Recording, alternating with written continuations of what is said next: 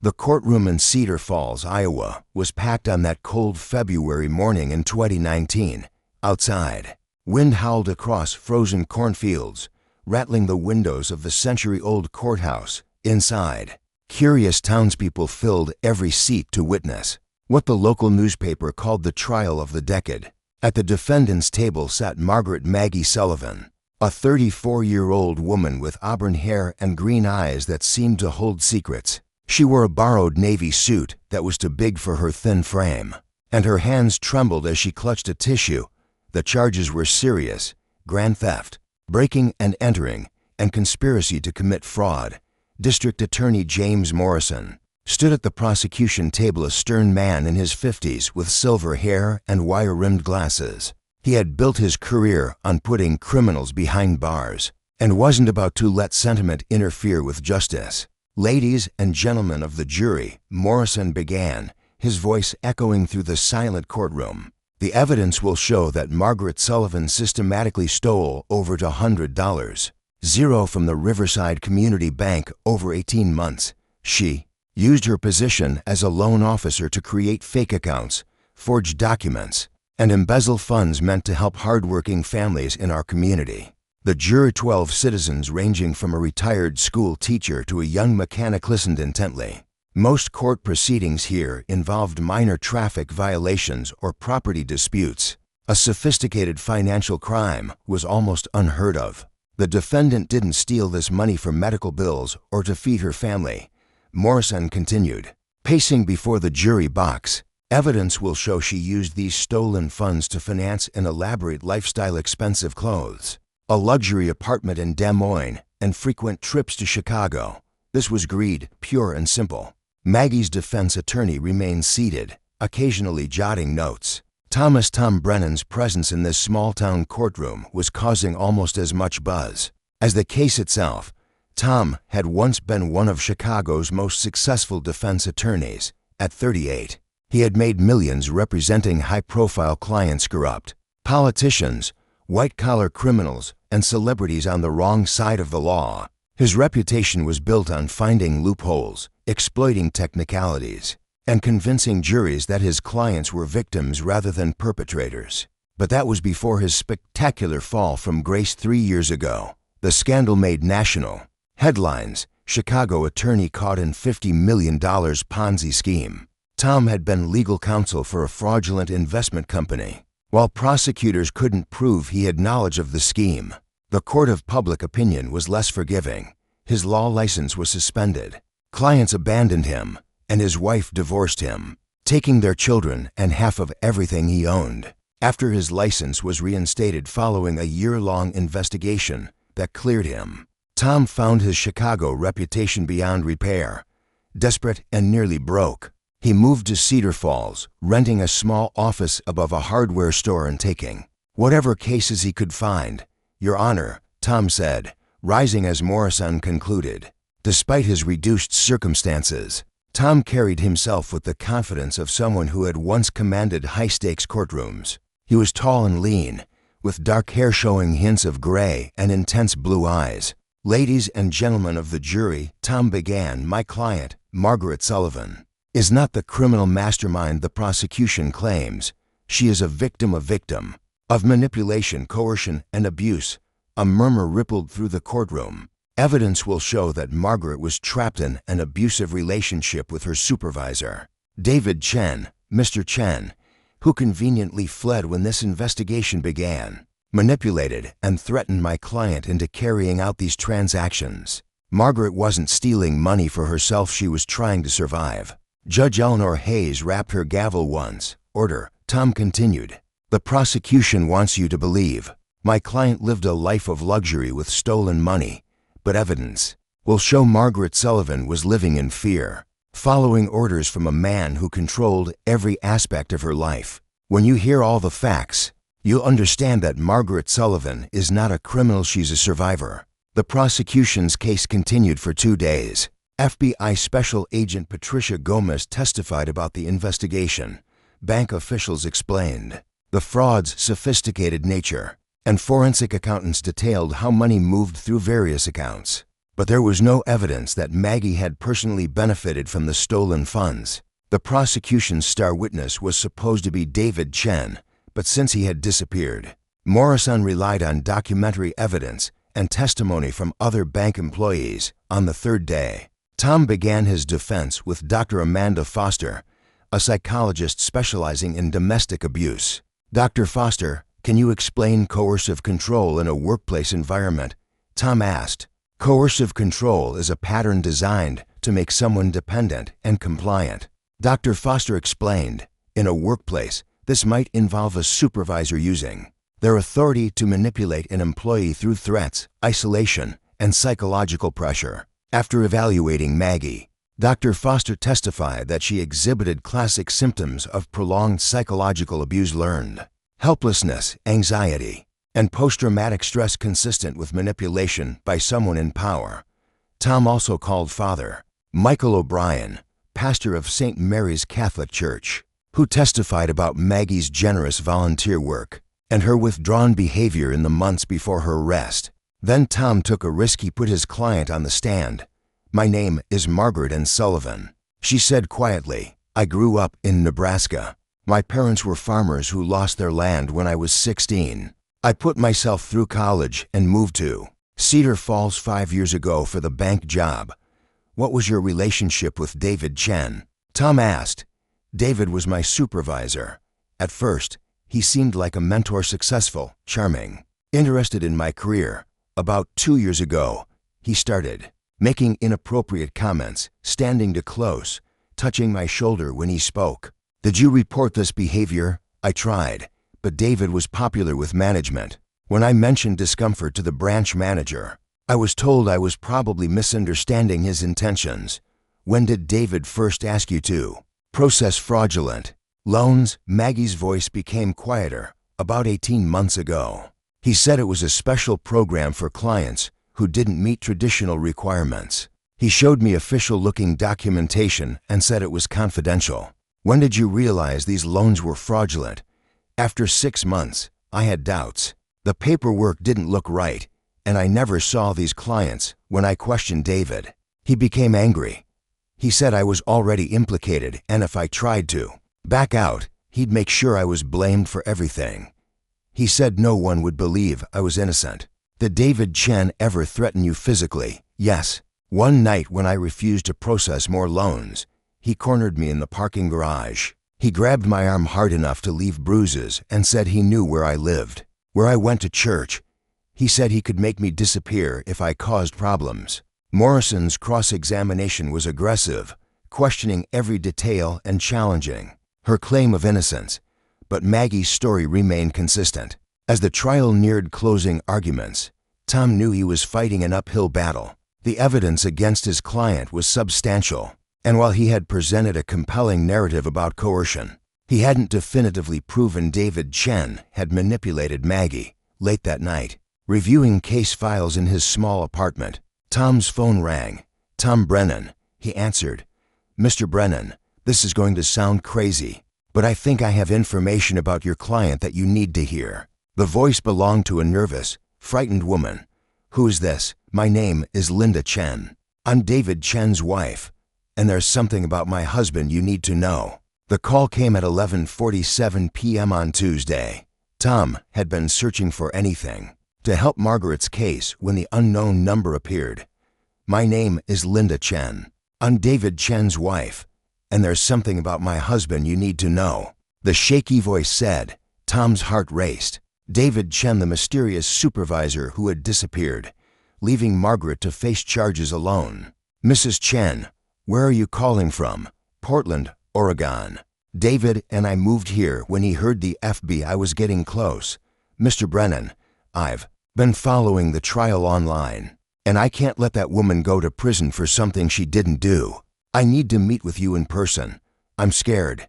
If David finds out I'm talking to you, I don't know what he'll do, but I can't watch an innocent woman be destroyed by my husband's lies. They arranged to meet the next afternoon at Grind Coffee on Hawthorne Boulevard, where Linda worked part-time. Tom immediately booked a red-eye flight to Portland, requested a continuance from Judge Hayes, and tried to get some sleep before heading to the airport. Grind Coffee was a small, eclectic cafe in Portland's Hawthorne district. Tom arrived early and chose a back corner table. At exactly 2 p.m., Linda Chen approached, early 30s. Long black hair, tired eyes holding too many secrets. She was thin, almost fragile, glancing nervously around before sitting. "Thank you for reaching out," Tom said. "This could be crucial for my client." Linda ordered chai tea with shaking hands. "You need to understand something about my husband. He's charming, intelligent, successful, but underneath, he's a monster." She rolled up her sweater sleeves, revealing faded bruises. "This is what happens when I disappoint him. And these are just the ones you can see." "How long has this been?" "Going on since 6 months after we married, 3 years ago. First emotional abuse, controlling where I went, who I talked to, how I spent money. But it escalated." She showed Tom photos on her phone, pictures of herself with black eyes, split lips, bruises in various healing stages. "I started documenting the abuse a year ago, thinking maybe someday I'd have courage to leave." "Did David ever mention Margaret Sullivan?" "Oh yes. He was obsessed with her, talked about how pretty she was, how innocent, how easy to manipulate. He said she was perfect to take the fall for his crimes because she was too trusting and scared to fight back." Linda pulled out a small digital recorder. "Mr. Brennan, I have something that will interest you." She pressed play, and David Chen's voice filled the space. "The beauty of this whole thing is that Maggie actually thinks she's helping people. She's so desperate to please that she'll sign anything I put in front of her. And the best part is, all the evidence points to her. Her fingerprints, her computer login, her signature, it's all there. When this blows up, I'll be long gone, and she'll be left holding the bag." Tom stared in amazement.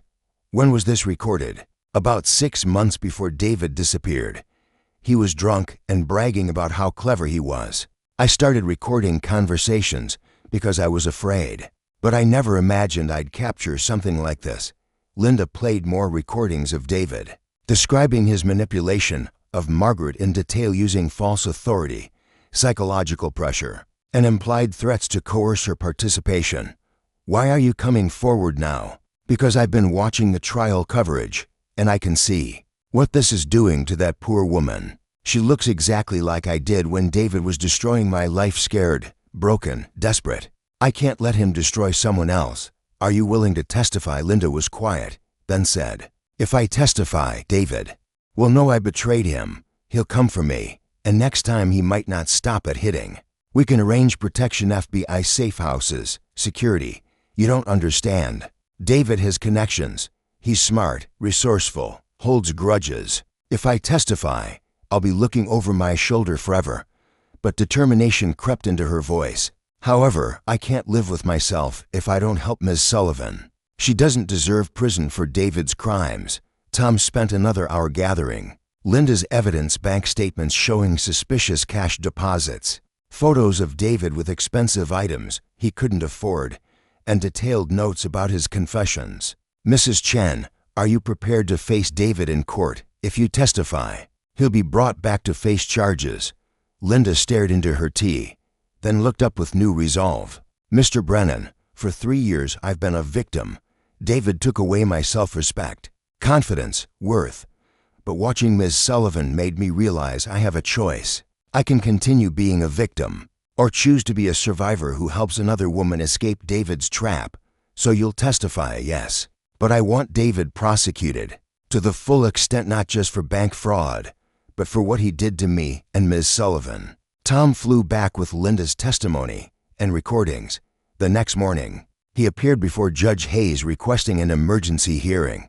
"Your Honor, I received evidence that completely changes this case.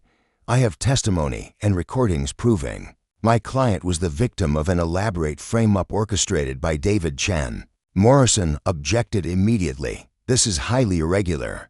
Defense can't introduce new evidence at this stage without proper notice."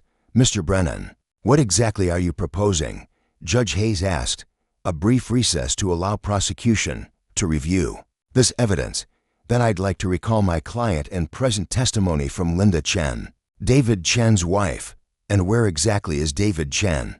"Based on yesterday's evidence, I believe the FBI can locate Mr. Chen within days. Mrs. Chen has provided information about his current whereabouts. Judge Hayes was intrigued. I'm granting a 3-day recess. Mr. Morrison, you'll have access to all evidence. Mr. Brennan, you'll need to produce your witness and establish authenticity of any recordings. Within 24 hours, David Chen was arrested in Portland and extradited back to Iowa. But bringing him back would create complications nobody anticipated. David wasn't going quietly, and he had his own version of the truth to share. Cedar Falls County Jail wasn't designed for high-profile prisoners. The cramped interview room normally hosted discussions between small-town lawyers and clients facing minor charges. But Friday morning, it became temporary home to David Chen, Iowa's most wanted fugitive. Tom sat across from David, studying the man who had been central to Margaret's case, but remained a phantom until now. David was smaller than expected, about 5 feet 8 inches, with average build, thinning black hair, dark calculating eyes. He wore orange jumpsuit and handcuffs, but carried himself with arrogance, as if still believing he was the smartest person in the room. Mr. Chen, I'm representing Margaret Sullivan. I believe you know why I'm here. David smiled coldly. Ah yes, poor little Maggie, still playing the victim, I see. You're facing serious federal charges: bank fraud, money laundering, conspiracy. You're looking at 25 years in federal prison. Is that supposed to scare me? Do you know who you're talking to? Tom had researched David during the recess. Master's degree in finance from Northwestern.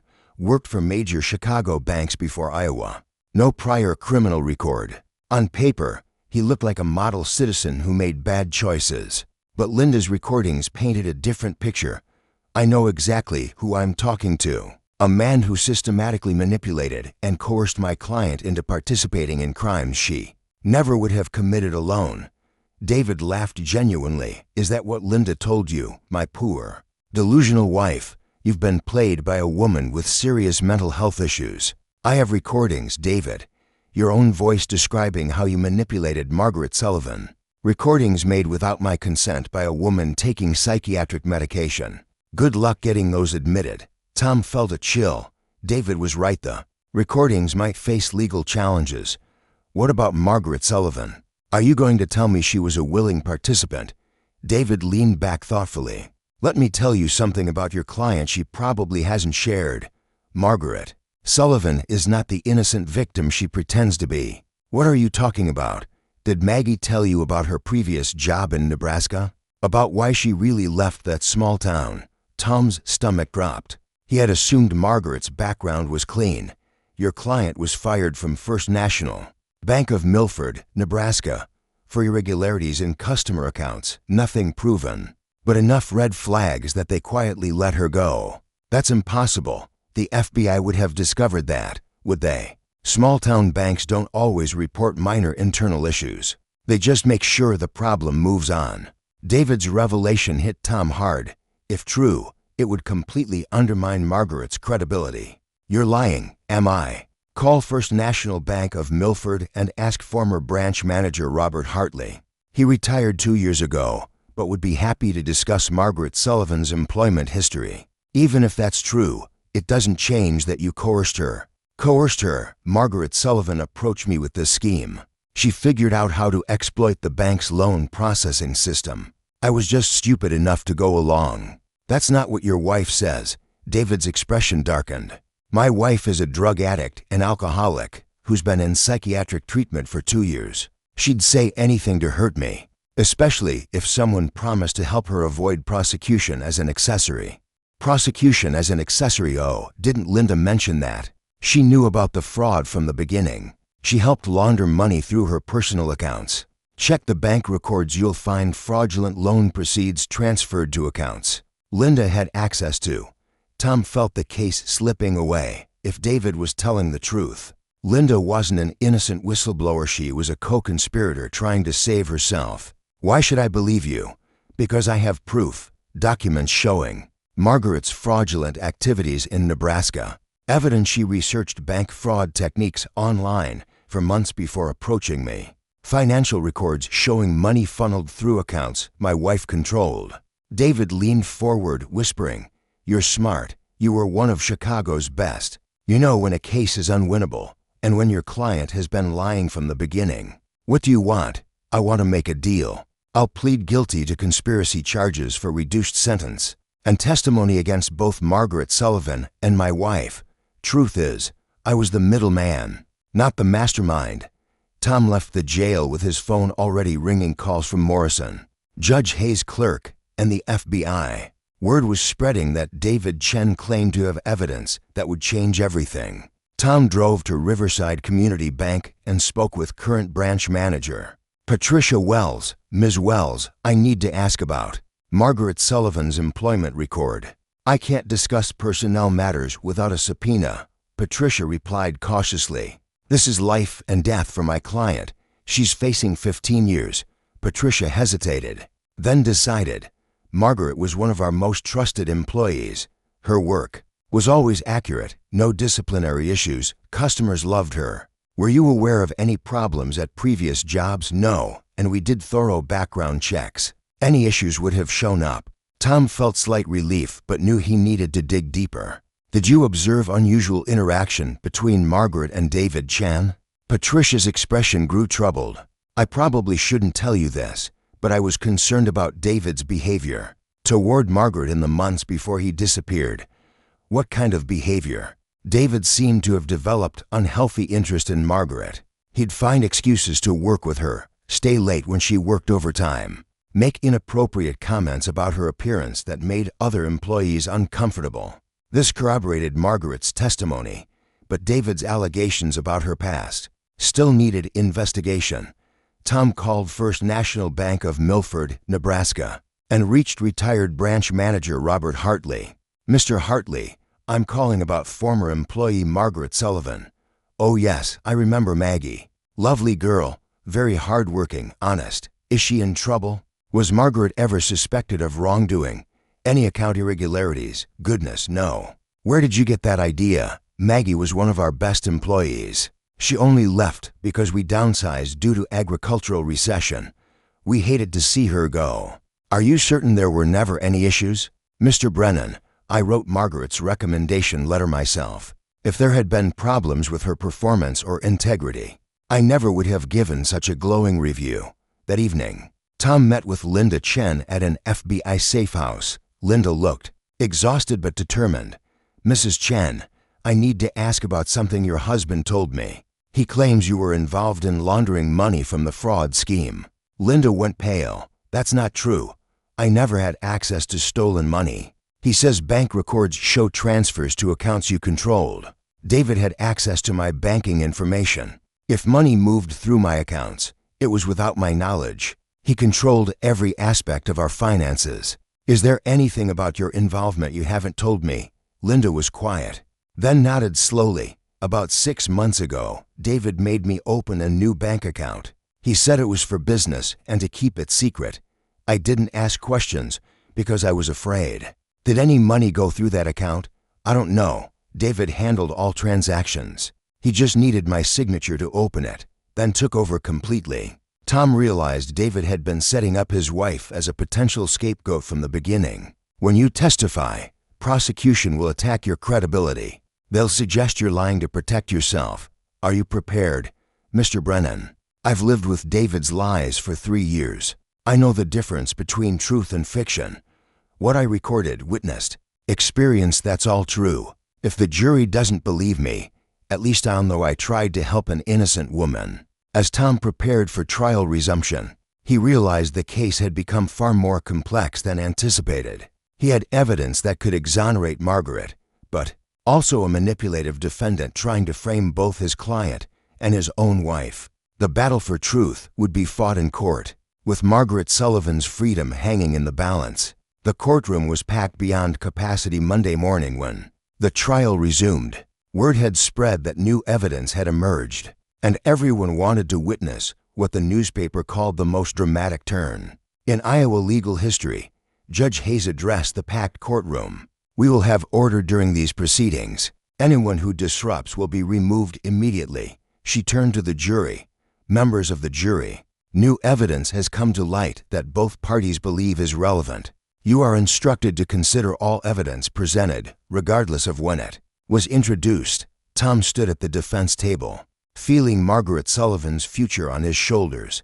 Beside him, Maggie sat quietly, hands folded. She had lost weight during the trial, stress evident in her pale complexion and dark circles. Your Honor, the defense calls Linda Chen to the stand. A murmur rippled through the courtroom as Linda walked to the witness stand. She wore a simple blue dress and minimal makeup, looking younger than her 32 years. Her hands trembled slightly as she was sworn in. Mrs. Chen, please state your relationship to David Chen.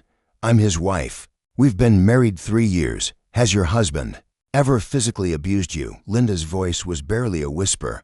Yes, many times. Morrison objected. The defendant's alleged domestic issues aren't relevant to bank fraud charges. Mrs. Chen's testimony goes directly to David Chen's credibility and his pattern of manipulative behavior, central to our defense. Tom countered. I'll allow it, but keep it relevant. Judge Hayes ruled. Linda continued. David would hit me when angry or when things didn't go his way. He'd also threaten me, control my money access, and isolate me from friends and family. Did your husband discuss his work at Riverside Community Bank with you? Yes. He talked constantly, especially about Margaret Sullivan. He was obsessed with her, would talk about how pretty she was, how naive, how easy to manipulate. He said she was perfect to blame for his crimes. Tom picked up a digital recorder from the evidence table. Do you recognize Defense Exhibit A? Yes, my digital recorder. I used it to record conversations with my husband because I was afraid of what he might do. Your Honor, I'd like to play a recording made by Mrs. Chen of a conversation with her husband. Morrison objected about consent laws, but Tom was ready. Iowa is a one-party consent state. Mrs. Chen was legally entitled to record conversations she was party to. Objection overruled. You may play the recording. The courtroom fell silent as David Chen's voice filled the air. The beauty of this whole thing is that Maggie actually thinks she's helping people. She's so desperate to please that she'll sign anything I put in front of her. And the best part is, all the evidence points to her. Her fingerprints, her computer login, her signature, it's all there. When this blows up, I'll be long gone, and she'll be left holding the bag. Several jurors visibly reacted. Tom played more excerpts, each more damaging to David's credibility. In one, David described manipulating Margaret by convincing her the loans were part of a special program. In another, he bragged about making her afraid by implying he could ruin her life. Did your husband ever physically threaten Ms. Sullivan? He told me he cornered her in the parking garage and grabbed her arm hard enough to leave bruises. He said he made it clear he knew where she lived and could make her disappear if she caused problems. Morrison's cross-examination was aggressive, attacking Linda's credibility by pointing out she waited 3 years to come forward, faced potential accessory charges, and had mental health treatment history. Isn't it true that you've been prescribed psychiatric medication that can affect memory? Morrison asked. Linda's voice grew stronger. Mr. Morrison, I know the difference between reality and delusion. I lived with David's abuse for 3 years. No medication could make me forget something like that. After Linda's testimony, Tom called Margaret back for redirect examination. Ms. Sullivan, you've heard Mrs. Chen's testimony about recordings describing your manipulation. Is her testimony consistent with your experience? Yes, Margaret replied, voice stronger than before. Everything she described matches what David did to me. He convinced me I was helping people, and when I had doubts, he made me afraid to refuse. Tom then called Robert Hartley, Margaret's former Nebraska supervisor, who testified via video about Margaret's exemplary work record and the circumstances of her departure. Was Margaret Sullivan ever suspected of wrongdoing at your bank? Never. She was one of our most trusted employees. If there had been concerns about her integrity, she never would have received the glowing recommendation I provided. Morrison's case was crumbling, but he had one more card. He called David Chen to the stand.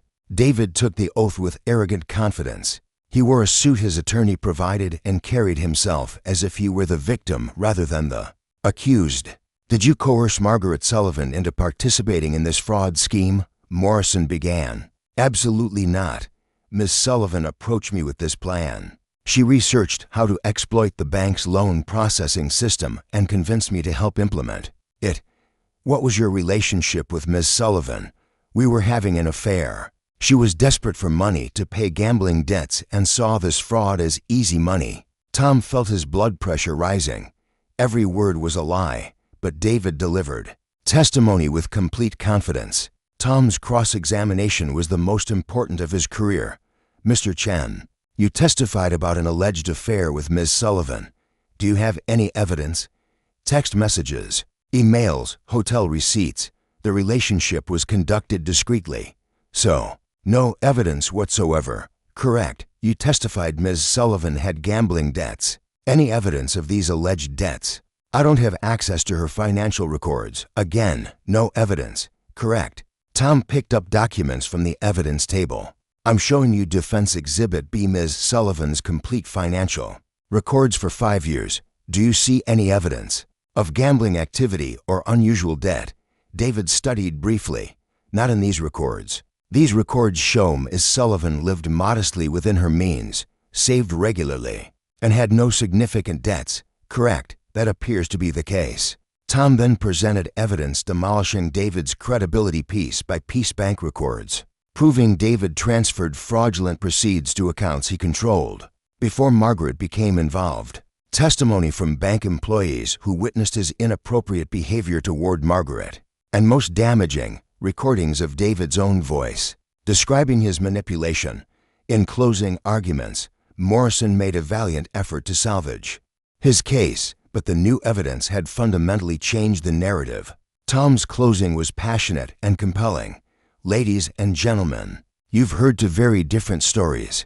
The prosecution wants you to believe Margaret Sullivan is a sophisticated criminal who masterminded complex fraud, but evidence tells a different story. Tom walked to where Margaret sat. Evidence shows Margaret Sullivan is exactly what she appears, a hard-working, honest woman manipulated by a man in power. You heard David Chen's own voice describing how he planned to frame my client. He turned back to the jury. David Chen is a master manipulator who left a trail of victims. First his wife, whom he abused for years. Then Margaret Sullivan, whom he turned into an unwitting accomplice. Now he's trying to manipulate you into believing his victims are the real criminals. Tom's voice grew stronger. Margaret Sullivan trusted the wrong person. She believed in someone who didn't deserve her trust. But that doesn't make her a criminal, it makes her a victim. Today, you have the power to ensure she doesn't become David Chen's final victim. The jury deliberated 6 hours. When they returned, the foreman stood and addressed Judge Hayes. Your Honor, we the jury find the defendant, Margaret Sullivan, not guilty on all charges.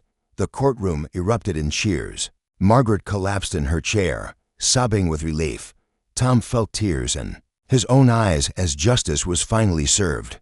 David Chen was immediately taken into custody and charged with bank fraud, conspiracy, money laundering, and domestic abuse. He was ultimately sentenced to 25 years in federal prison. Linda Chen was granted immunity for her testimony and entered witness protection. Margaret Sullivan returned to her bank job. Welcomed back by colleagues and community, she became an advocate for victims of workplace abuse. Tom Brennan's successful defense revitalized his career. He received offers from major firms but chose to remain in Cedar Falls, establishing a practice focused on defending white-collar crime victims.